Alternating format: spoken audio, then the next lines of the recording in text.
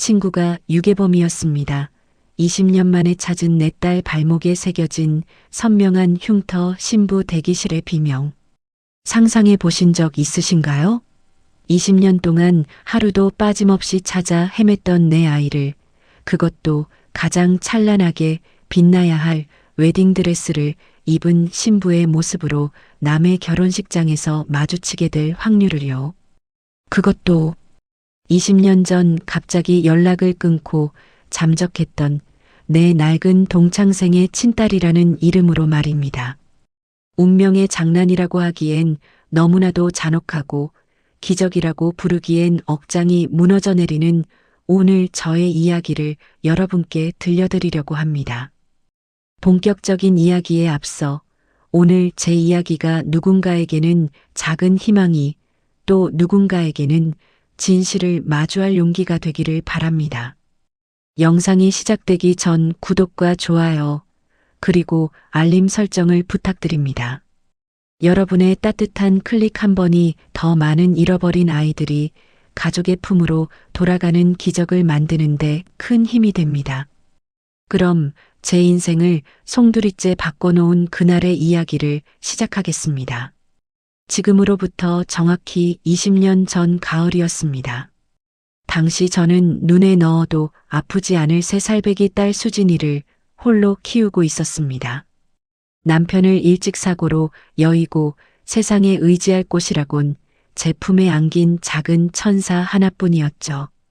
그날은 수진이가 가장 좋아하는 딸기를 사주기 위해 동네 시장에 들렀던 날이었습니다. 엄마, 저기 과일. 하고 손을 뻗던 아이를 잠시 내려놓고 지갑에서 10,000원짜리 한 장을 꺼내 과일 가게 아주머니에게 건네고 잔돈을 받던 그 짧은 10초. 고개를 돌렸을 때 제 발치에 있어야 할 수진이는 거짓말처럼 사라지고 없었습니다. 손에 쥐고 있던 분홍색 토끼 인형만이 차가운 시멘트 바닥에 덩그러니 떨어져 있었죠. 미친 듯이 시장통을 헤집고 다니며 목이 터져라 아이의 이름을 불렀지만 수진이는 어디에도 없었습니다. 그날 이후 제 인생은 완벽한 지옥이 되었습니다. 직장도 그만두고 전 재산을 털어 전국 방방곡곡에 전단지를 붙였고 미아 보호소와 보육원을 문턱이 닳도록 드나들었습니다. 닳고 닳아 밑창이 떨어진 신발만 수십 켤레, 밤마다 아이의 환청이 들려 수면제 없이는 단 1시간도 눈을 붙일 수 없는 처참한 20년의 세월이 흘렀습니다. 저는 껍데기만 남은 채 그저 수진이를 찾아야 한다는 본능 하나로 숨을 쉬고 있었습니다. 아이를 잃어버린 엄마의 시간은 아이를 잃어버린 그날, 그 시간에 영원히 멈춰버립니다. 수진이를 찾기 위해 전단지를 나눠주며 생계를 유지해야 했던 저는 사람들의 눈길이 닿는 작은 교차로 모퉁이에서 조그만 꽃집을 운영하며 하루하루를 버텨내고 있었습니다. 화려한 꽃을 볼 때면 수진이도 이렇게 예쁘게 피어났을 텐데 하는 생각에 가슴이 미어졌지만 꽃을 사러 오는 사람들을 보며 혹시나 내 딸이 어른이 되어 이 가게 문을 열고 들어오지 않을까 하는 미련한 희망을 놓지 못했죠. 그러던 어느 날 제 꽃집 문을 열고 뜻밖의 손님이, 아니 정확히는 뜻밖의 우편물이 도착했습니다. 발신인은 강미경. 고등학교 시절 꽤나 단짝이었지만 20년 전 제가 수진이를 잃어버렸을 즈음 호련히 이사를 가버린 뒤 연락이 완전히 끊겼던 친구였습니다. 두툼하고 고급스러운 청첩장 안에는 미경이의 외동딸 유나가 대형 병원 병원장의 아들과 결혼한다는 화려한 소식이 적혀 있었습니다. 동봉된 편지에는 오랜만에 연락해서 미안해. 내 딸 시집 가는데 너한테 꼭 축하받고 싶어서 수소문해서 찾았어. 꼭 와서 밥이라도 먹고 가. 라는 말이 적혀 있었죠. 솔직히 가고 싶지 않았습니다. 남의 자식이 번듯하게 자라 최고급 호텔에서 결혼식을 올리는 모습을 보면 어디선가 춥고 배고프게 지낼지도 모르는 내 수진이 생각에 견딜 수 없을 것 같았거든요. 하지만 청첩장에 인쇄된 신부의 이름 유나라는 글자를 보는 순간 알 수 없는 묘한 이끌림이 있었습니다. 마치 누군가가 제 등을 떠미는 것처럼 말이죠. 20년간 단절되었던 세상과의 연결고리를 다시 잡아보라는 신의 계시였을까요? 저는 가장 깨끗한 옷을 꺼내 다려 입고 떨리는 마음으로 청첩장에 적힌 강남의 최고급 호텔로 향했습니다. 그것이 판도라의 상자를 여는 열쇠가 될 줄은 꿈에도 모른 채 말입니다. 결혼식장은 눈이 부시도록 화려했습니다. 입구에서부터 늘어선 수백 개의 화환과 화려한 드레스를 입은 사람들 사이에서 저는 마치 이방인처럼 겉돌았습니다. 저 멀리서 온몸에 명품을 두르고 혼주석에 서 있는 미경이를 보았습니다. 20년 전에 수수했던 모습은 온데간데 없이 귀부인이 되어 하객들을 맞이하며 가식적인 웃음을 짓고 있더군요. 저는 미경이에게 인사하는 것을 뒤로 미루고 왠지 모르게 자꾸만 마음이 끌리는 신부 대기실로 조용히 발걸음을 옮겼습니다. 살짝 열린 문틈 사이로 새하얀 웨딩드레스를 입고 앉아있는 신부 유나의 모습이 보였습니다. 문을 열고 들어서는 순간 저는 그대로 그 자리에 얼어붙고 말았습니다. 화장기 속에 감춰진 신부의 이목구비, 맑고 깊은 눈망울, 그리고 쑥스러울 때면 살짝 비대칭으로 올라가는 입꼬리. 거울을 보고 있는 줄 알았습니다. 20대 시절 제가 거울 속에서 수백 번도 더 보았던 제 자신의 젊은 날과 너무나도 똑 닮아 있었기 때문입니다. 심장이 쿵쾅거리기 시작했습니다. 단순한 우연일 거야. 세상에 닮은 사람은 많으니까. 그렇게 제 자신을 다독이며 신부에게 축하해요라고 인사를 건네려던 찰나였습니다. 사진 촬영을 위해 헬퍼 이모님이 신부의 드레스 밑단을 정리하시다 무언가를 떨어뜨리셨고 신부가 그걸 줍기 위해 무거운 드레스 자락을 살짝 들어 올렸습니다. 순간 신부의 왼쪽 발목 복숭아뼈 바로 위, 제 두 눈을 의심했습니다. 그곳에는 엄지손가락만 한 붉은색 초승달 모양의 점이 선명하게 박혀 있었습니다. 숨이 턱 막혔습니다. 수진이, 우리 수진이가 태어났을 때부터 가지고 있던 세상에서 단 하나뿐인 그 붉은 점, 의사가 흔치 않은 혈관종의 일종이라 절대 자연적으로 안 지워질 거라고 했던 바로 그 표식이었습니다. 머릿속이 새하얗게 변했습니다.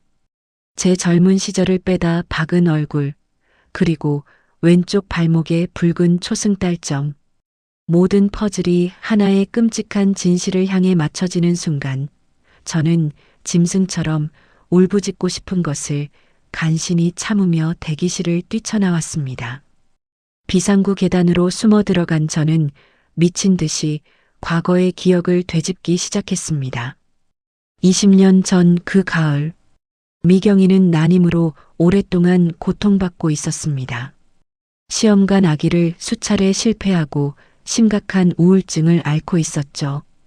그리고 제가 수진이를 잃어버리고 정확히 2주일 뒤 미경이는 남편의 발령이라는 핑계로 서둘러 지방으로 이사를 갔고 그 뒤로 제 연락을 모두 피했습니다. 그제야 모든 것이 명확해졌습니다. 미경이는 입양을 한 것이 아니었습니다. 제 딸을, 제 목숨 같은 수진이를 훔쳐간 것이었습니다. 눈이 뒤집힌 저는 곧장 혼주석으로 달려가 하객들과 웃고 있던 미경의 팔목을 억센 힘으로 낚아채 비상구로 끌고 들어왔습니다. 너 미쳤어? 왜 이래? 라며 소리치는 미경을 벽에 밀어붙이고 저는 낮고 서늘한 목소리로 물었습니다. 저 아이인 유나 아니지? 내 딸 수진이지. 왼쪽 발목에 붉은 초승달점. 내가 훔쳐갔잖아.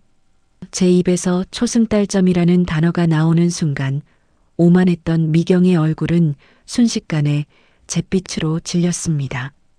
미경의 흔들리는 동공이 모든 진실을 자백하고 있었습니다. 미안해. 내가 미쳤었어. 미경이 바닥에 주저앉아 오열하며 털어놓은 진실은 참혹했습니다.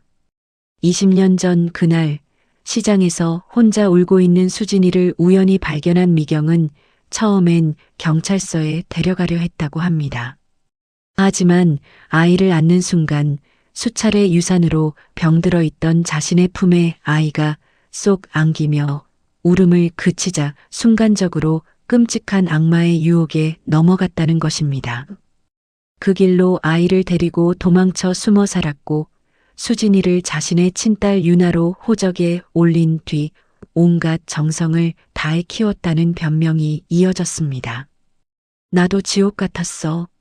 내가 전단지 돌리는 거 알면서도 유나가 너무 예뻐서 돌려줄 용기가 안 났어.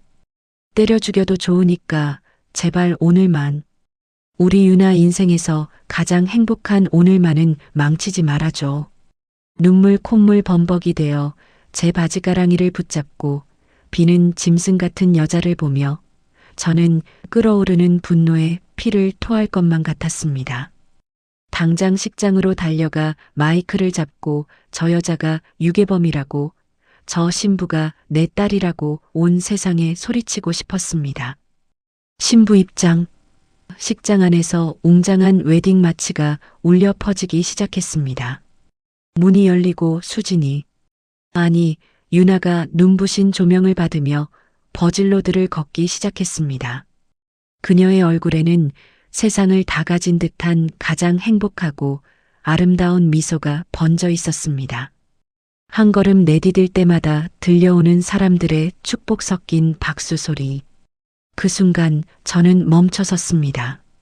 만약 내가 지금 뛰어들어가 모든 판을 뒤엎는다면 나를 평생 키워준 엄마가 사실은 나를 유괴한 범죄자라는 사실을 이 수백 명의 하객 앞에서 가장 행복해야 할 결혼식 날 알게 된다면 내 딸은 그 충격과 상처를 감당할 수 있을까? 엄마이기 때문에 저는 단 1초의 망설임 없이 제 분노보다 딸의 행복을 선택하기로 했습니다. 터져나오는 오열을 입을 트러마가 삼키며 식장 맨 뒷자리 어두운 구석에 서서 20년 만에 찾은 내 딸의 뒷모습을 보며 피눈물을 흘리며 박수를 쳤습니다. 수진아, 아니 유나야. 예쁘게 잘 커줘서 고맙다. 정말 고맙다. 결혼식이 무사히 끝나고 저는 조용히 식장을 빠져나왔습니다. 하지만 그것이 포기를 의미하는 것은 아니었습니다. 저는 다음날 곧바로 경찰서에 찾아가 미경을 고발하고 유전자 검사를 의뢰했습니다. 미경은 결국 미성년자 약취 유인 혐의로 법의 심판을 받게 되었죠. 신혼여행에서 돌아온 딸은 경찰의 연락을 받고 모든 진실을 알게 되었습니다. 큰 충격에 빠져 한동안 세상과 단절했지만 저는 서두르지 않았습니다. 그저 매일 딸의 집 문 앞에 제가 직접 가꾼 따뜻한 꽃다발과 지난 20년간 썼던 낡은 육아일기를 두고 왔습니다. 잃어버린 시간을 단번에 채울 수는 없겠지만 내가 얼마나 사랑받기 위해 태어난 존재인지 알려주고 싶었으니까요. 그리고 1년이 지난 어느 봄날 제 꽃집 문이 열리고 딸이 들어왔습니다.